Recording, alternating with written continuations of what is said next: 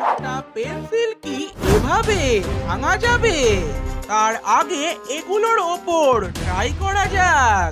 Level 1 হলো এই চক, আর এটা তো একবারেই ভেঙে গেল। এরপর নিয়ে এলাম একটা মোমবাতি 2 নাম্বার লেভেলে, তবে এটা একবারেই ভেঙে 2 টুকরো হয়ে গেল।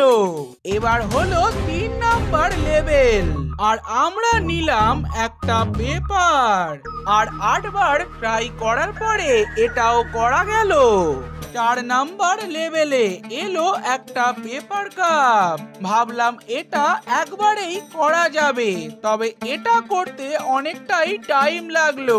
তবে ফাইনাল রেজাল্টের জন্য আমরা নিলাম একটা পেন্সিল, কিন্তু অনেকবার অনেক রকম ভাবে ট্রাই করার পরেও এটা ভাঙলো না, তবে আঙুল ব্যথা আরম্ভ হলো। তবে 20 মিনিট পরে হঠাৎ করে এটা হলো।